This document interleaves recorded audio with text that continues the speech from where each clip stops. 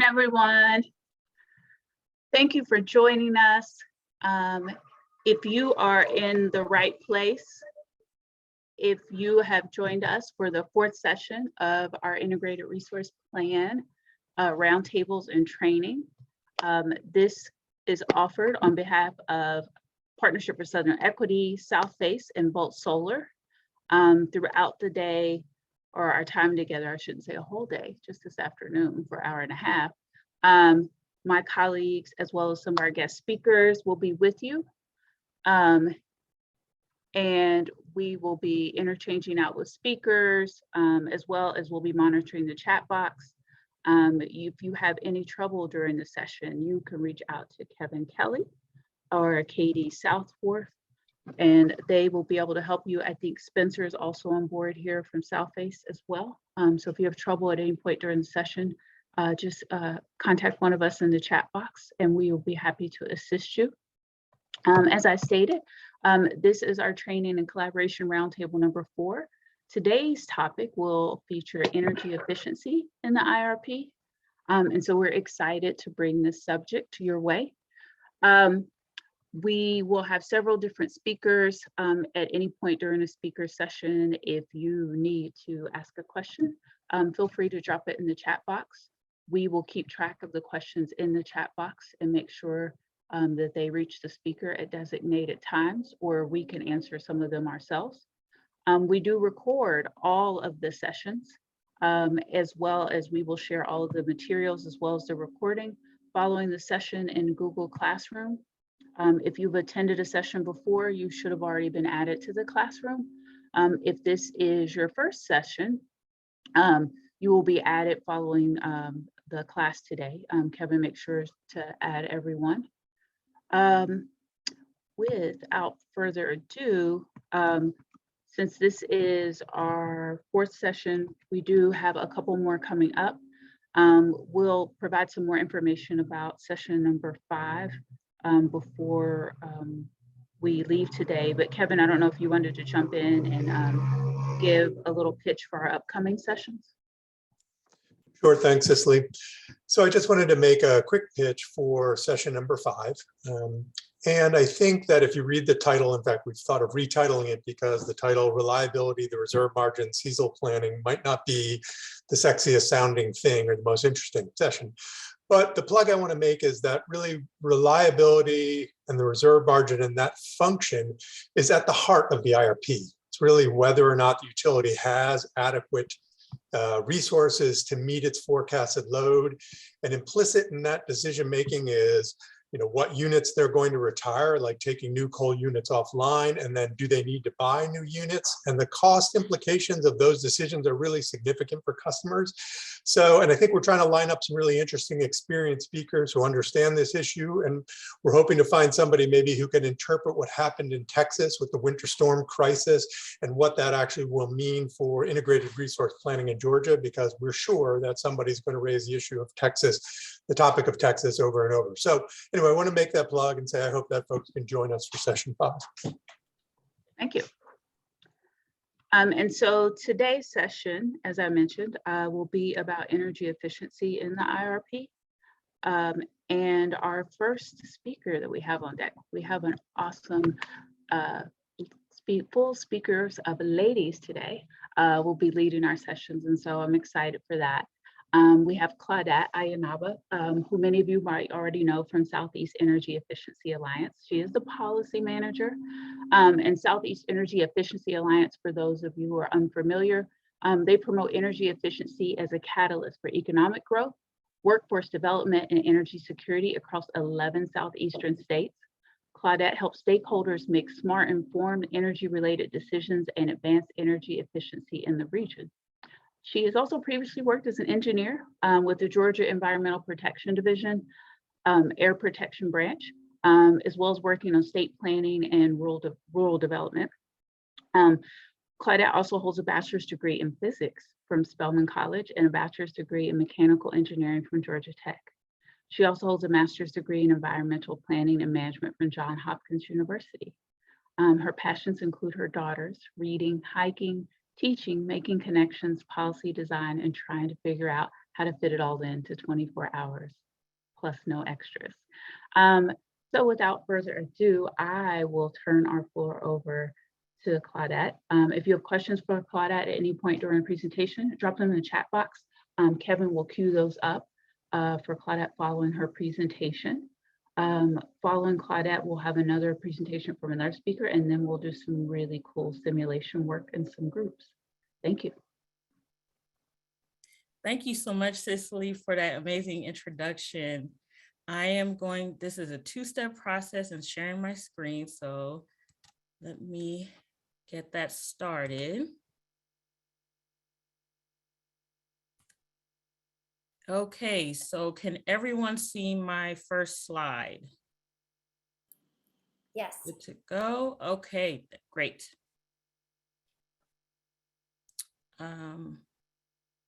Okay, trying to do step 2. All right, I've got step 2 down. All right, thank you for your patience.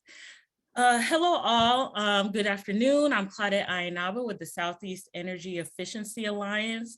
Cicely did a great job of introducing SEIA and what we do, so I will speed past these first few slides. What I would like you to take away today, the key takeaways are, why am I making the case for energy efficiency in the IRP? And the 2 takeaways are, it is a key piece in reaching clean energy goals, and it can lower customer bills. And so let me start off with a basic example. A basic example of what is the difference between energy efficiency and energy conservation. We can start off with a light bulb, and as you can see, over the years, light bulbs have changed and they have become more efficient in terms of the lumens per watt that you can get from it. They last longer, but they are less expensive. And that's what we would consider energy efficiency. Then we have energy conservation, where you are reducing your usage just by conscious measures that you take in your home. What I like to do for, while I'm talking on the next slide, why don't we do a little exercise, and everyone post in the chat, whether you're a homeowner or renter. I know homeowners have firsthand experience with this. And even if you're a renter, what have you thought about, or maybe your property manager has done some energy efficiency or energy conservation measures. Just post in the chat. It may help other people too, what you have done, and put next to it whether it is EE or EC. So EE for energy efficiency and EC for energy conservation. I know my daughters get sick of me telling them, please turn off the lights, just as we did when we were children. I always like to add in that we are turning off the lights to save mommy's money and also save the earth. I like to add that in at the end. So while you all are posting in the chat, hopefully, I can't see it from where I am, but hopefully we're getting some information from everybody.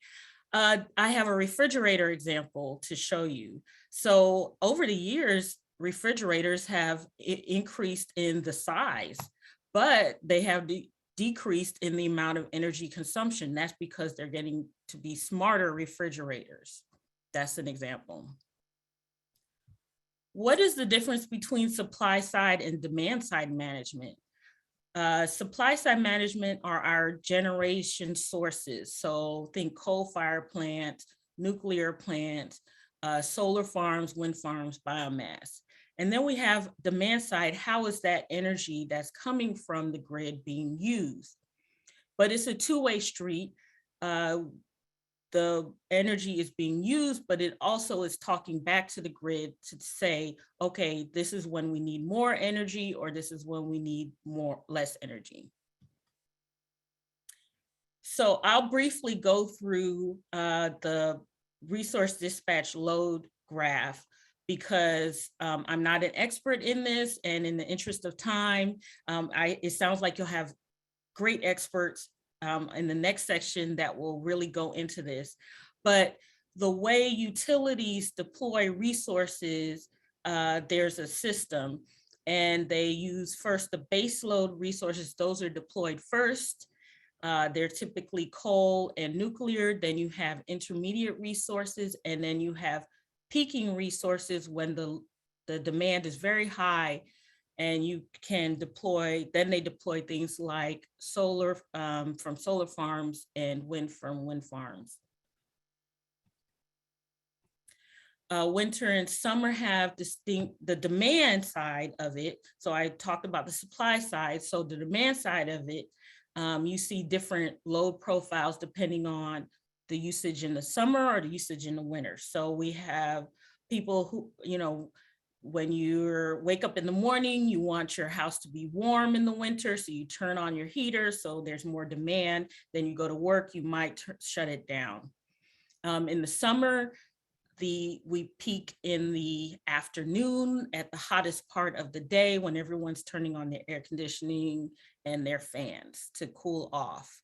And that's communicating with the grid to say, hey, we need to peak, we need to, we have more demand and we need to send more to our customers. Now, those are traditional load profiles. Load profiles will be changing in the future, have changed and will be changing in the future. Why? Because we have rooftop solar on homes, we have smart thermostats, and we have people, when you leave from work to come home, you want to plug in your electric vehicle and start charging. And to reiterate the definitions that I just went through, I have a hot water heater example. So you might have a hot water heater that you want to replace in your home because it's not working as well. So if you want to be energy efficient, you might get a rebate from your utility to upgrade to a more efficient model. If you want to just conserve energy, then you might look at the back of your utility bill and look at the tips for when you should use the hot water heater, or when you might want to use cold water instead. Demand response is where a customer also can look at their utility bill and see price signals. So if there are certain times of the day when you see your bill going up, then you say, okay, this is the time of day when I'm going to use less energy. Direct load control is where the utility installs a switch directly on the appliance, and therefore they can control the use of that appliance during peak electricity demands, like I talked about when I was discussing the load curves. So what types of energy efficiency programs are out there? This is a full suite of, I think I covered all of the energy EE and DSM programs that are available, and I check marked the ones that Georgia Power participates in right now or offers. What are some of the barriers to program participation? Lack of consumer awareness of bill savings. So do most people know what programs are being offered by Georgia Power? Lack of information about what to do and how to do it. Financial limitations of the customer. Can a customer afford to make these upgrades to their home? Water heaters are not cheap. I know firsthand experience. Lack of awareness and training among vendors, builders, etc. When we're looking at how well utility programs are working, we discuss energy savings by the percent of retail sales. So in the family of Southern Company, Georgia Power is doing pretty well in terms of their energy savings, percent of energy savings. But according to the ACEEE utility scorecard, there is still room to grow on when you compare it to the national average of energy savings.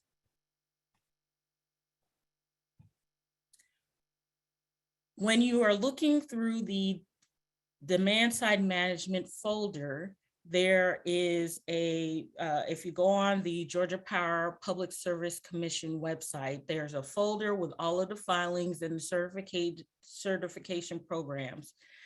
And you, in those folders, you will find a status report on how Georgia Power is doing in their the programs that they have are offering, and what is that status of those programs. And it's put out on a quarterly basis. So here's an example of their Q3 2021 status report. You'll see the annual goal, energy savings goal that they have promised. Then you see year to date, what savings they have achieved and what percent of the goal they have achieved by then. Then also the budget for the year and how much they have spent of that budget. Let's talk a little bit about the different programs that are offered. The behavioral and specialty lighting programs are both things that customers can go on the Georgia Power website, and they can log in, and they can use those programs. So the behavioral program is designed to encourage engagement with home energy management. You go in and you sign up, you log in, and then you can determine your energy consumption based off of what you input. You can compare it with other homes of a similar design as yours. And then it spits out, this program will spit out recommendations on how you can reduce your energy. Then the specialty lighting program, they offer rebates, and you can buy lighting on the Georgia Power Marketplace. And as you can see, that did very well in 2021. Those programs that were offered online across most utilities did much better during the pandemic than programs where contractors had to go into homes to do assessments and upgrades. Then we have the thermostat demand response, which is like a smart thermostat. We have the refrigerator recycling program, where you older and second use refrigerators, you can turn those in for a monetary incentive. Then we have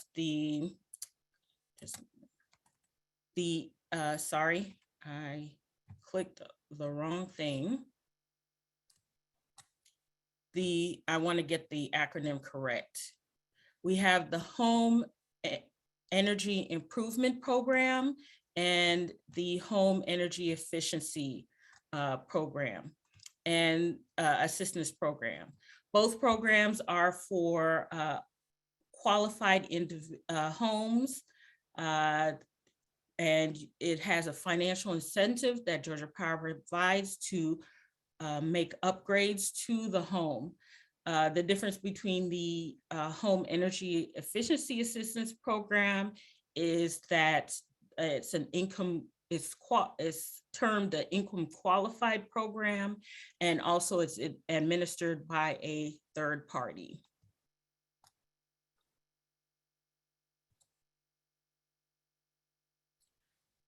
There are also pilot programs. That's a type of program that utilities can offer. And these are not certified programs. They do not have to pass screening tests, which I'll talk about in a little bit.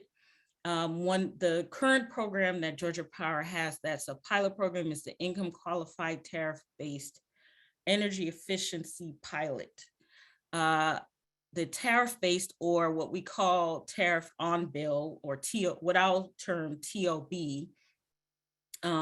is to help people make upgrades to their home. and repairs to their home. Many people cannot afford energy efficiency upgrades outright. That requires either a large amount of capital or eligibility to take out a loan, but many are income constrained and cannot qualify a loan or make those upgrades outright. So adding a tariff on a bill allows the customer to finance upgrades without seeing the bill increase.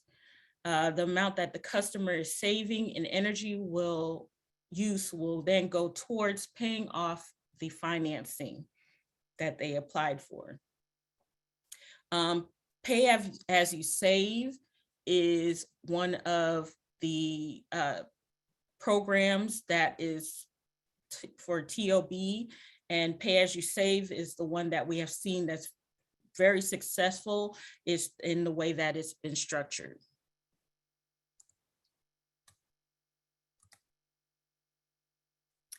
This is just showing you that on-bill tariff is not, or TOB is not like a loan, and how it's different from a loan. So for the Georgia Power TOB pilot, it is a PAYS program, and it's set to serve 500 low-income residential customers. That's the goal, for qualifying zip codes in Atlanta and Athens. And Georgia Power pays the upfront costs for the repairs and upgrades and will recover the cost through a tariff on customer bills, but the customer will not see their bill go up. And this is the details of the program. Then we have federally funded programs, such as the Low Income Home Energy Assistance Program, which is funding that goes towards local counties and areas to help customers, low-income households with their energy bills. And that just received an extra $900 million through the CARE Act. Then we have the Weatherization Assistance Program, which actually allows upgrades and repairs to a home, and it's a whole home program that received $3.5 billion from the Infrastructure and Investment Jobs Act just a few months ago.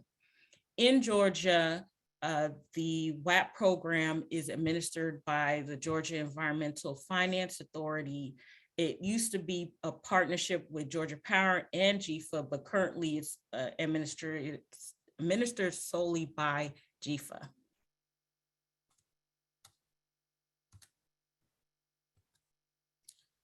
So what is the role that DSM plays in the IRP? What regulates Georgia resource planning? And that is the Integrated Resource Planning Act. And it's to review and approve supply side and demand side resource options filed by utility companies. And this was established in 1991. And as a result, we have rules and regulations around the resource planning process, as you can see here.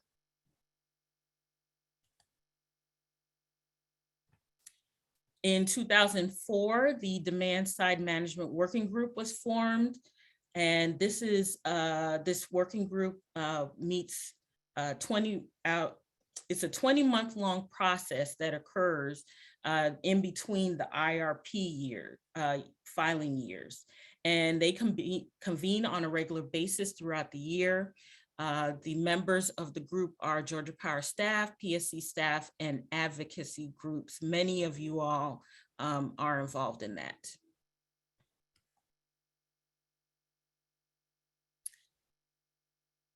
So what is needed to determine whether a program is something that the utility or the decision makers want to go forward with it, and that's screening tests.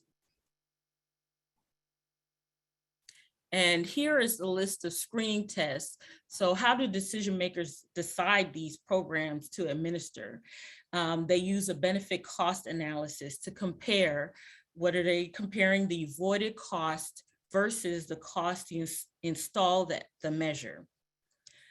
This table here comes from the National Standard Practice Manual, and this NSPM can be used as guidance for decision makers. The different types of screening tests we have the utility cost test. What is the cost and benefit to just the utility? We have the participant cost test. What is the benefit and cost to only the participants of the program? Total resource cost is the utility system plus only the participating customers. Many utilities use the rate impact measure test. So that's the impact of rates paid by all customers, not only those that are participating in programs. And then we also have a societal cost test.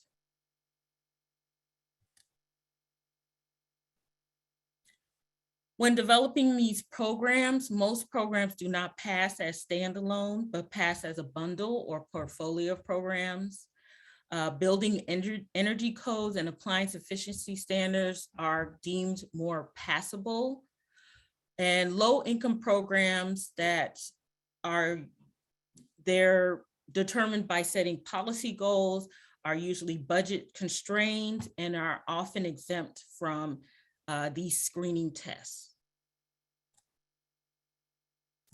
The NSPM I described also has 7 guiding principles to help decision makers when they're going through the exercise of benefit cost analysis.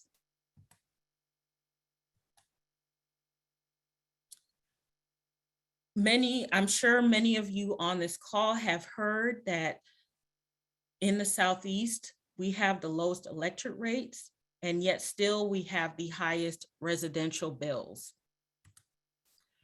Those who are most affected by these high bills are low-income households and communities of color. Energy insecurity is a productive way to frame and talk about these issues and the physical, economic, and behavioral problems of energy burden or effects of energy burden. These issues are rooted in the past. They have an historical context. Energy insecurity was common even before COVID.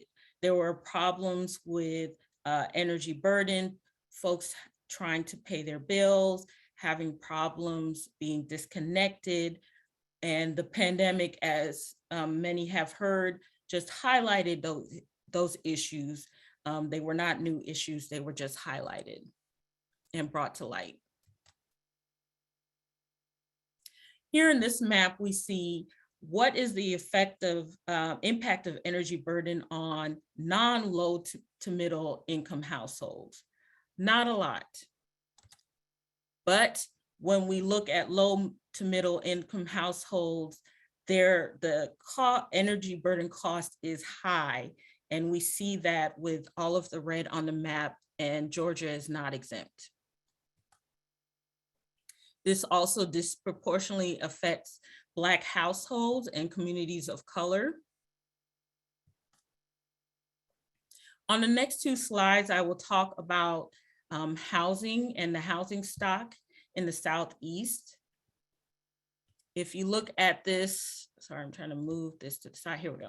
If you look at this slide, looking at Georgia, we see in the pie chart mostly green, purple, and blue, which means the housing stock is aged between 1940 and 1999. And then we also see a high concentration of manufactured homes in the Southeast, including Georgia. So why am I talking about when the homes were constructed and how the homes are constructed? that increases energy burdens. That is an indicator of increased energy burden. And it also is a barrier to low income weatherization when we're trying to go in and perform these upgrades and repairs. We might, implementers and contractors might find that there are already structural concerns with the house and health and safety concerns. There might be asbestos or lead, or there might be structural issues in the house that prevent the upgrades from occurring until those structural health and safety issues are addressed.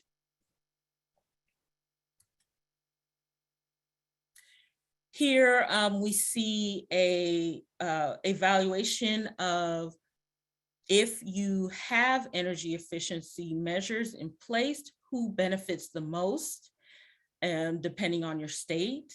And the darker the green, the more benefits that you get and the more bill savings you get. And we see a lot in the Southeast. So the links for all of this information on energy burden and energy insecurity will be provided in the Google Classroom. This was put together by Will Bryan, Maggie Kelly Riggins in our built environment team at SIA, and TEPRI. And there you can find a deeper dive into the historical context of these disparities, energy insecurity, and the equity framework that was designed by them.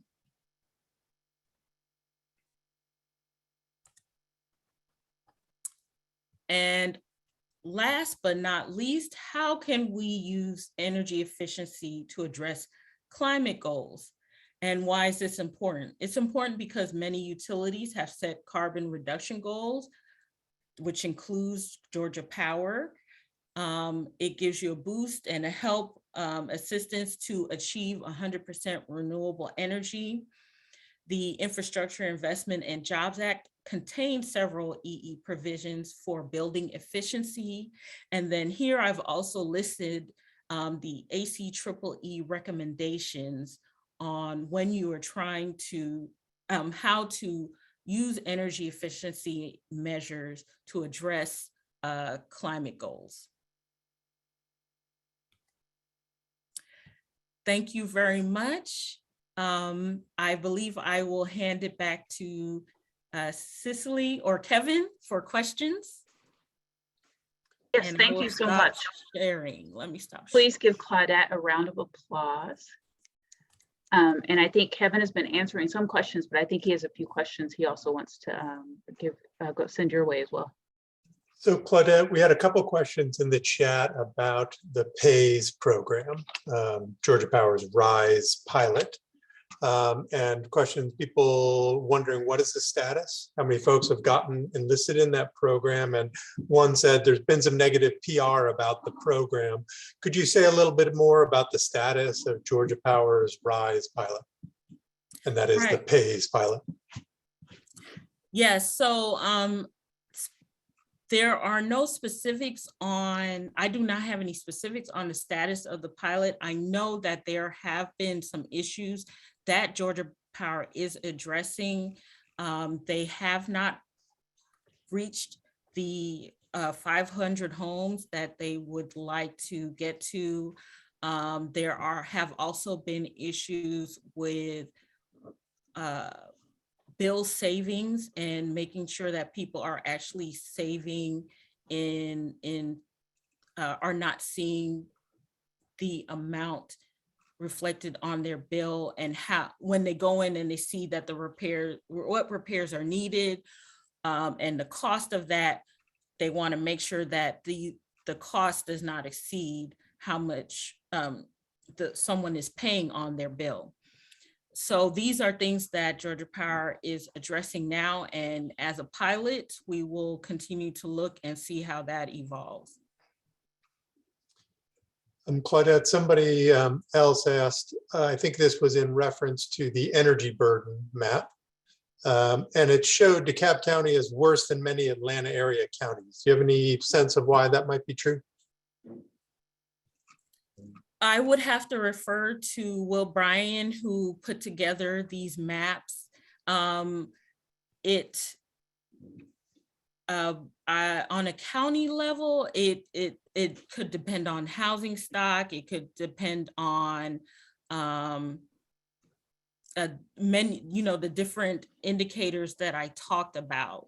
And so, that's something we would have to, kind of go in and see what is going on in DeKalb County and why that's an issue specifically, and find out the actual indicator that makes it like that. And that's a benefit of the map, is when you see that, then you can go in and ask those questions of why is it more red? What is going on in that specific county? Great. And there's a question about the legislature, and I'm going to riff on this actually because I had a similar question, which was we're talking about utility programs, utility sponsored energy efficiency programs. Is there anything happening at the state level here in Georgia or maybe in any other state that SEIA works in that you would point to that might help improve energy efficiency in the states or in Georgia? And especially for new homes. Somebody mentioned that we can build homes to be zero energy ready. And so what about doing something like requiring that? So you can speak a little bit about any sort of ideas about state level policy and any promising prospects? And I am not familiar with anything in the state legislature. If anybody else can talk about that, I'll hand it over to you. Speaking of the Infrastructure and Investment Jobs Act, that will be a state level measure because federal funds will flow through state energy offices. And so that will flow through GFA, and that people can access that through the state energy offices for energy efficiency measures. There are states, we have maps on states that do have energy efficiency resource standards. So they have state requirements for utilities on how much energy EE measures need to be enacted, but that we do not have energy efficiency resource standards here in Georgia. And if anybody else can speak to anything going on in the state legislature, I do not know of anything at the state legislature currently happening. And Claudette, I wanted to ask, given SEIA works across the region, across Southeast, are there any examples of utility-sponsored programs that you've seen or things that our states are doing to foster more energy efficiency that you would point out? Any programs you would want to highlight and say there's somewhere that's doing it right? If you look at the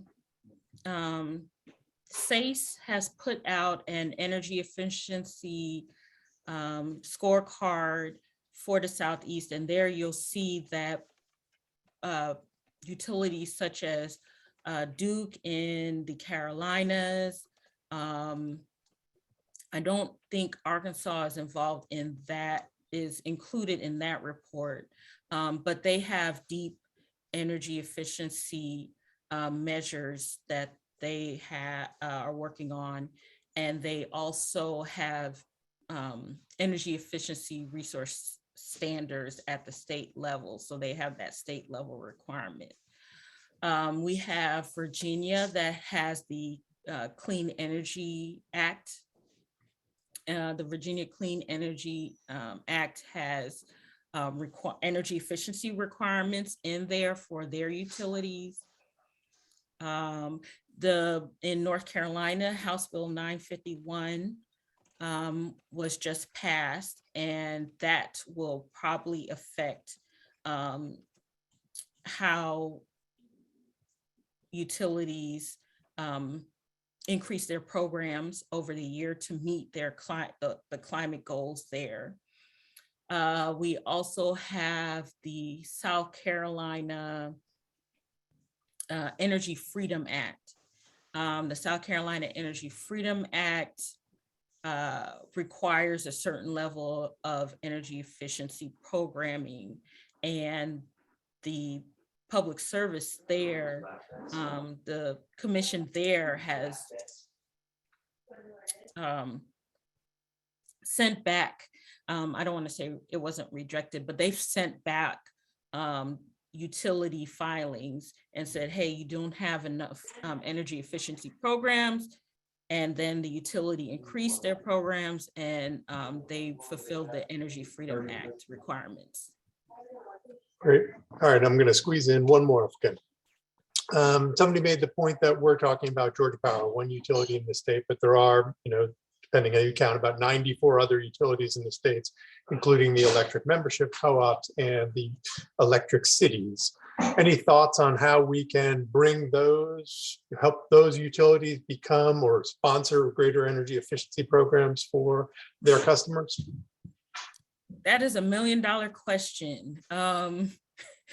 I don't think I have an answer today. That is something that, we try to make sure the ones we have partnership with, we reach out to them, and because there are so many, it's such a range of programs that the EMCs and the munis are doing.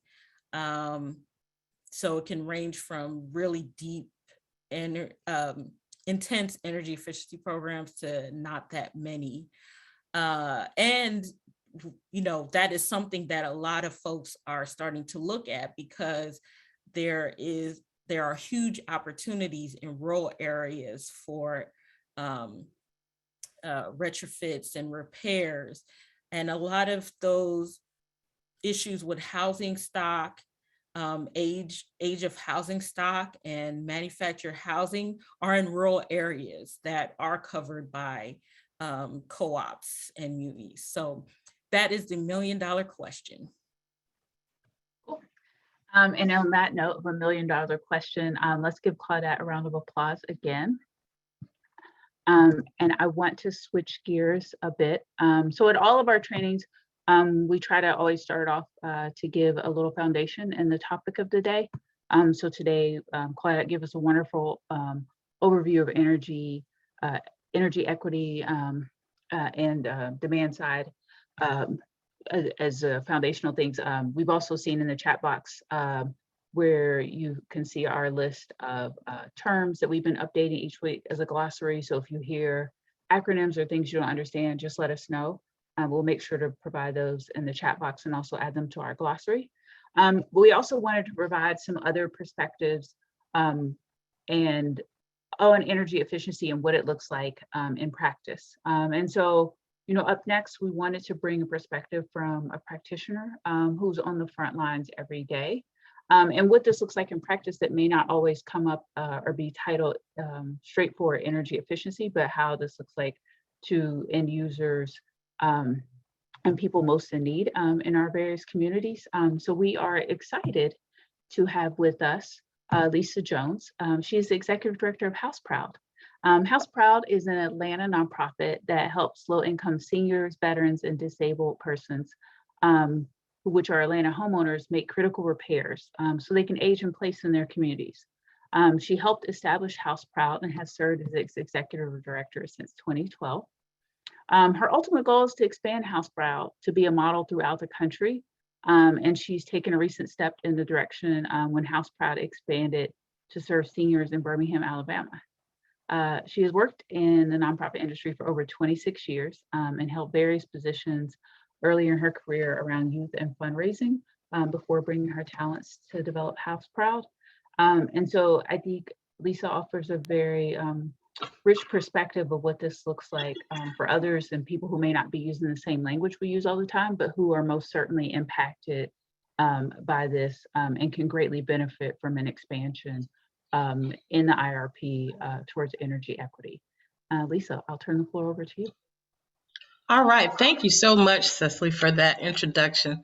First, I want to say thank you so much for inviting me. I have learned so much just in the last about half an hour, lots of new terms I didn't know, and I have seriously been working in nonprofit housing for a really long time, and a lot of those things I did not know. So I want to thank you all for inviting me to take part. And I really want to thank Claudette with that really great presentation. She spoke a lot about the homeowners that we serve. We serve low-income homeowners that live mostly in the city of Atlanta, some in the state of Birmingham, in the city of Birmingham, Alabama, and some in DeKalb County, but mostly right in the downtown Atlanta area. And our average homeowner only brings in about $1,200 a month or less. And that's on average. I have homeowners who bring in as little as $700 or $800 a month. So a few things that I kind of want you to take away from this. And my brain has been working constantly as I've been listening to you guys talk about energy burden, energy equity. I really want to talk to you guys a little bit about the fact that if you are a homeowner and you bring in $800 a month, or even if you only bring in $1,000 a month, if your utility bill is more than $100 a month, then that's a tremendous burden on you. I mean, we all know that. I work with those homeowners who are the lowest income. Most of our homeowners bring in so little money that something as simple as getting a new toilet really throws their budget out for the month. So to give you some perspective, I have homeowners who by the third week of the month, they start to run out of money for food, right? So, you know, $24 a month is a tremendous amount of money for a lot of our homeowners, right? One of the things that really, okay, let me go back and start over because my brain is working really quickly around all of this because this is giving me ideas of how we can try to help our homeowners on the front lines to save more money so that their energy burden is not so high. We do some of that. We do a lot of referrals over to HopeWorks. I'm sure you all know HopeWorks is the nonprofit that does hot water heaters, energy efficiency hot water heaters, and heating and air. We are able, when we're able to serve, to give referrals to them to help some of our homeowners, that allows us to keep more money for the roofing, plumbing, and electrical, weather, floor stabilization and things like that, that we typically are able to do. We do a lot more of that than we do weatherization. To be completely honest, that's not completely in our wheelhouse. We're not a weatherization nonprofit, but a lot of things we do, I like to say, are, I guess, energy burden adjacent or weatherization adjacent. For instance, we will provide energy efficient central air units. So we did a little research to try to find out which central air units are more energy efficient. And we talked to our heating and air providers who did some research with us and found out that, I guess, Amana is a company that was bought by Goodman. They're not extremely expensive. They are more energy efficient than some of the other units that we have been using before. So we really try to work on when we do have to go in and replace a hot water heater, or we do have to go in and replace appliances, we do have an eye towards trying to find things that are efficient. And then also, because some of our homeowners are very low income and live alone, we sometimes talk to them about maybe not having as big of a refrigerator as they had before, because now it's just them there. And they might not need to use a 25 cubic foot refrigerator when it's just them. Or they might not need to have as big of a hot water heater as they had before. So when we are able to go in and do some of that work, we do try to keep an eye towards energy efficiency. And I hope I'm using the terms properly. Please correct me in the chat if I'm not. So we do have an eye towards that, and we talk to our contractors about efficiency. We try to provide programmable thermostats for our homeowners. But what we're learning is that because a lot of our homeowners are seniors, they have a really hard time with the programmable thermostats. And so we have to go in sometimes after we put in a new programmable thermostat and try to train them on how to use it. And then a lot of times they don't want to deal with it. And so we have to go back to a very basic thermostat. And of course, we provide weather stripping, we provide facial repair, soffit repair, roofing, plumbing, electrical. A lot of these things do help our homeowners with their energy burden. Yeah, we definitely provide training on the programmable thermostat. Some of our homeowners are able to make it happen. We've had a few homeowners who have been able to get an Ecobee and connect it to, you know, their Alexa, but that's very few. That is the minority. The vast majority of our homeowners are 70 and up. And so some of them aren't, it's not as easy for them to be able to do these things.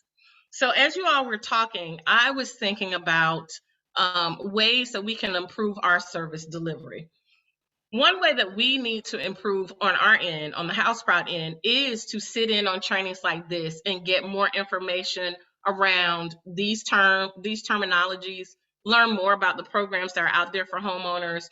$24 a month is a lot of money for a lot of our homeowners. If you're only bringing in $800 or $1,000 a month, $24 savings on your electric bill is a big deal. Those are types of programs that we need to highlight to every single homeowner that we go to see when we're doing intake.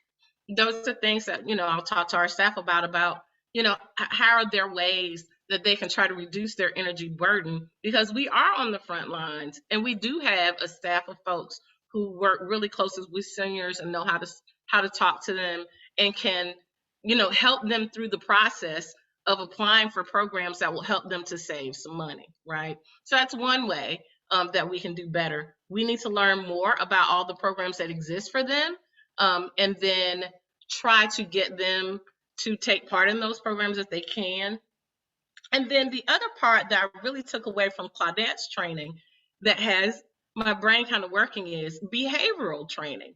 I think that as a staff with House Proud, we are very much focused on trying to provide the highest level of repair that we can for homeowners, right? And we provide referrals to them for things around, you know, food insecurity, or if they need a home healthcare nurse. But this is an area where we probably need some more training and some more work, and other nonprofit service providers like ours that do kind of no-cost repairs for seniors.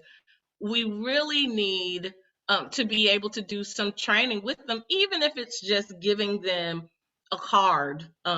If they already don't get something in the mail, something that just says, you know, I don't know if you've read the insert in your power bill, but, you know, maybe you can wash certain things in cold water, or, you know, maybe you cannot use as many lights in your home, or maybe you can have a smaller refrigerator, or, you know, different ways that they can make behavioral changes that will help reduce their energy burden.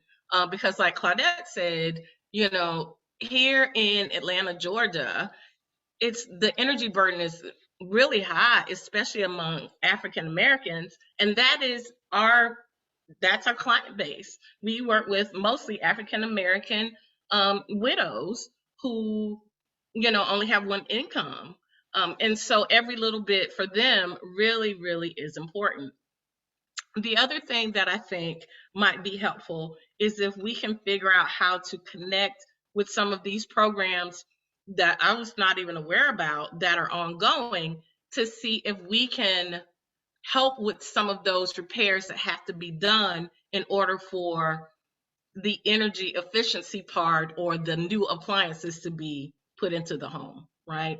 So, you know, if for instance the floor is rotted in a kitchen, and really you don't need to be putting another refrigerator in there, and you really need to work on floor stabilization, that's something that we do. Is it energy efficiency? No, but it's kind of efficiency adjacent, if you will, if that makes sense. So there've got to be some ways that some of these we can work alongside some of the other programs, kind of similar to what we do with HopeWorks, to try to provide repairs that help seniors to lower their energy burden. So I really am appreciative that you guys kind of invited me along, even though this is really not exactly what we do. I still think that there are some opportunities for us to try to help our homeowners and serve them more holistically, so that they are saving more money and so that they do have more money left over at the end of the month. You know, we think about it a lot with plumbing, because of course we have homeowners who have plumbing leaks all the time and they call us with absorbently high water bills. But with power bills, I think that it's not something that's on front of mind as much, because typically you're not going to have an event that's going to create a huge spike in your bill. Other than the fact that COVID has forced a lot of our homeowners, what we found is COVID has forced a lot of our homeowners to not go to the senior center all day. So they're at home most of the day, using more utilities. And especially early on in the pandemic, some of our homeowners, we learned, had to move in other family members who had lost jobs. And so that was even more of an energy burden. So now you have 3 or 4 or 5 people in the house when it might have only been 1 or 2 previously.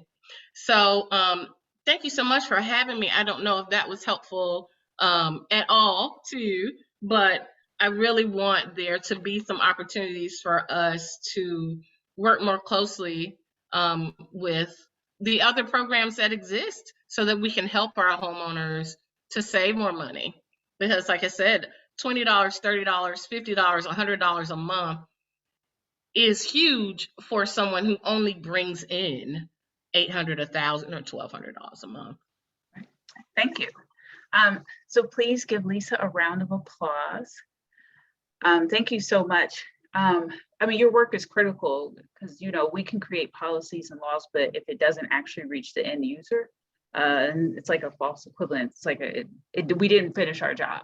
And so I think it is, and I think that is sort of our task at hand. And I think something that has been a long time coming with mainstream sustainability about how do we merge these and actually create the impact that we intended to with some of our efforts.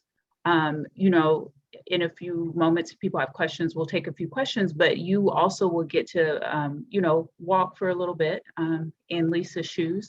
And you're going to spend some time in groups with each other's, faced with some of the decisions that she made. Like, here's the person before me, here's what they have, here's the amount of time and set of situations in the budget they have. How can I help alleviate their energy burden by connecting them to certain programs? And then what does that look like? What all is involved with making that happen, even though it may seem like a great program on the face? What are some of the other things involved and some of the other barriers and hurdles that you might overcome?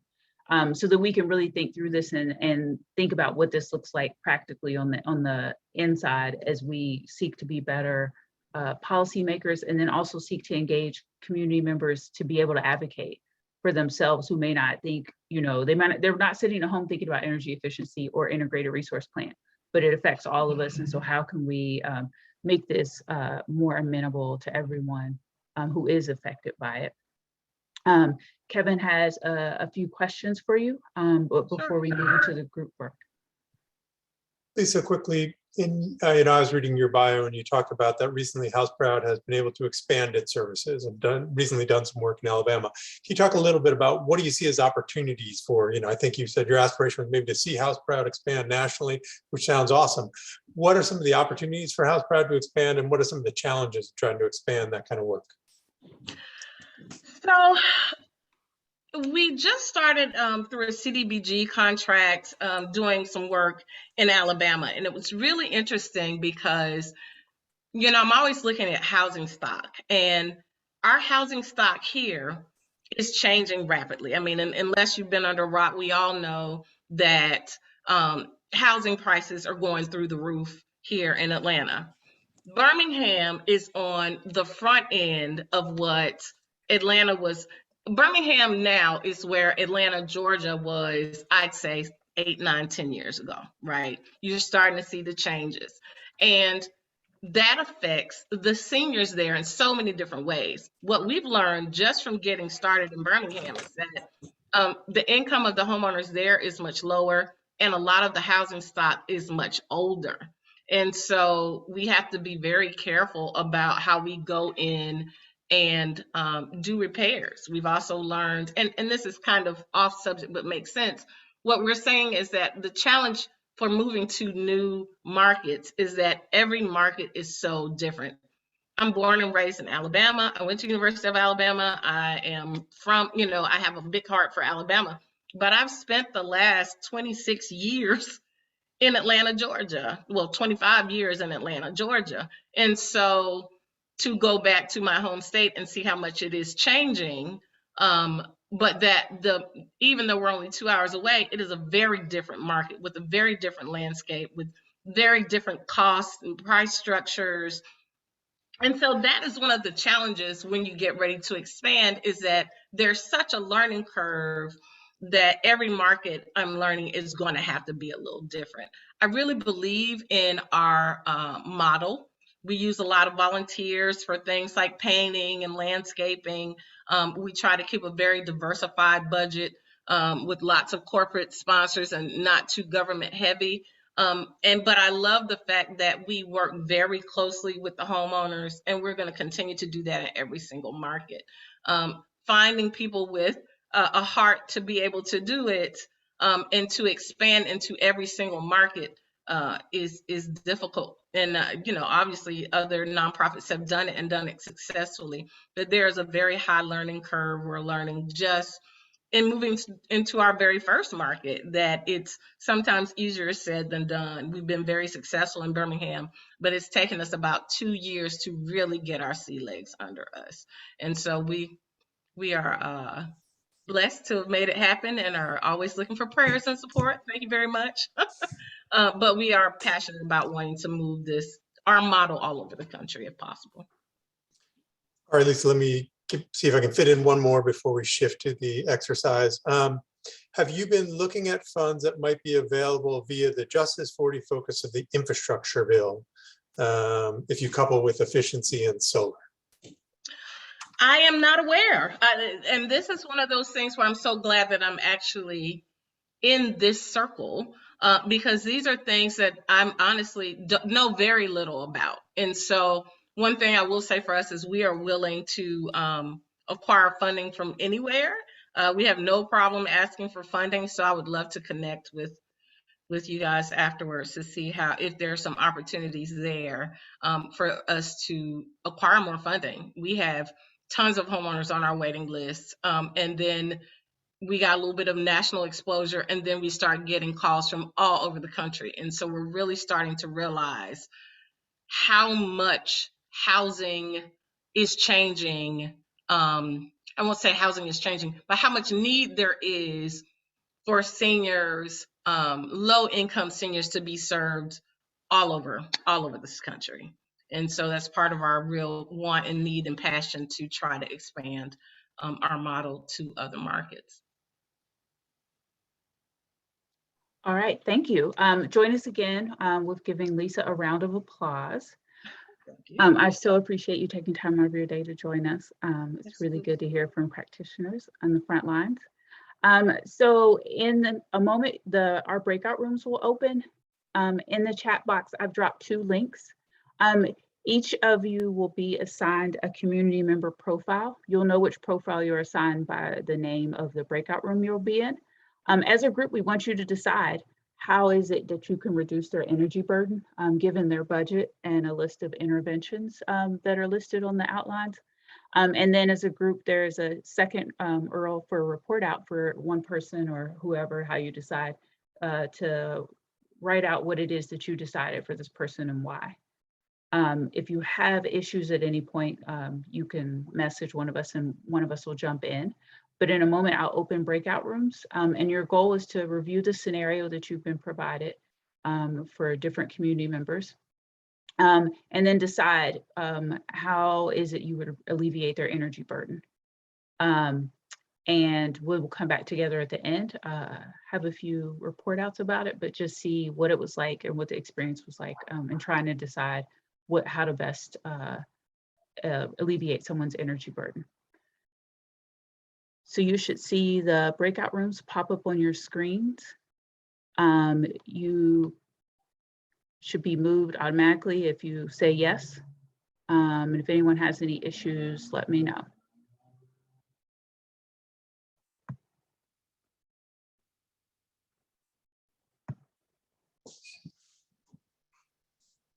Hey everyone, we'll wait for everyone to come back and then do a short debrief and talk about what's next. How was the activity for you? Challenging. Bad. Oh, we're For supposed to me be returning to personally. the main. Hi, everyone. Welcome back. Thank you for those of you who stayed on and participated in the activity. It looks like mostly everyone has come back to the main room now. If you had some comments, please be sure to drop them on the sheet. But just someone raise their hand or unmute and let me know. So what was this like during the activity? Was your group able to come some sort of consensus? I was in group number 3, and we were a young couple that have 2 children, and it was that we found the exercise really difficult because as renters, we didn't qualify for a large number of the programs. And then even though we were low income, we weren't low enough income to qualify for a number of the programs either. So it was really only the last 3 on the list, like our own personal changes, changing the thermostat, showering shorter, and then picking up an energy efficient kit that we could really take advantage of. And that only gave us 2.5% saving. Yeah, it's frustrating because a lot of programs don't actually have a phase in, and you sometimes see this with people who even make a little bit more income. You either need to give them 5 or 10,000 more to make up the difference, or like we need some sort of we take people's safety net just as soon as you get over. You'll see that with seniors and SNAP or food stamps. They often make just like $1 or so over the limit to qualify. And so it takes them out for like $1 or $2. So yes, quite frustrating as a service provider. Jillian. Hey all, we were tasked with a couple in their early 60s caring for 3 small grandchildren in a rural community with only 3 hours a month and no transportation. So we found a lot of challenges in availability of programs afforded to non-Georgia Power customers. Something that I was thinking about coming back into the room is maybe we could ask our partner who stays at home with the grandchildren to go stand in some lines to help build up our savings. But with the constraints, we weren't able to meet a 5% reduction in 30 days. We only got to 1.5%. I would say that group 4 continued that same basic lesson. Thankfully, I was in with a couple people who are less reactionary and less engineer than me, Miss Claudette and Miss Suzanne. But we had a 42-year-old, not old age qualifying, not an extremely low income, down in Savannah, so missed out on a lot of the Atlanta programs, but that still left LIHEAP, Project Share, HopeWorks, and weatherization programs. But it generally drove us toward the same kind of things, a lot of behavioral stuff, shorter showers, lower flow shower heads. 2018, probably all the appliances are probably still relatively new and hopefully pretty good. So we're not talking better water heaters or anything yet. Programmable thermostat, maybe. Savannah's a lot of humidity, so weatherization, sealing that house as best we can, make sure they haven't damaged door seals and stuff like that. And that's where I'd love to see the facility. But energy efficiency kit, if time were no option, heck, we were thinking a deciduous tree. But that's a serious time no option. Clothes washed on cold or things like that, or really could we go visit Georgia Power and get some free consulting on power use? And I don't personally understand how well Habitat for Humanity builds things. I'm assuming to a pretty high grade, but working with them, the homeowner, maybe I'll go back and see what they're doing in the newer versions of the houses. So yeah. So usually Habitat for Humanity is pretty much up to date. They have been doing sometimes rehab of homes when homeowners have moved out in order to give it to a new home. So depending on when it was built. But yeah, so this is some of what you see on the front lines if you are a person providing service who may not be in some of our worlds where we think about energy efficiency all the time, but this is what it looks like to the end user, and not only having enough time and transportation. It varies whether or not you're under Georgia Power's umbrella versus a municipality and the EMCs that are out there to what programs people might qualify for. Then you layer in income and age, and it becomes a lot, even though it's something that's needed. And so you see why some programs sometimes may appear to be underutilized when there is still great need.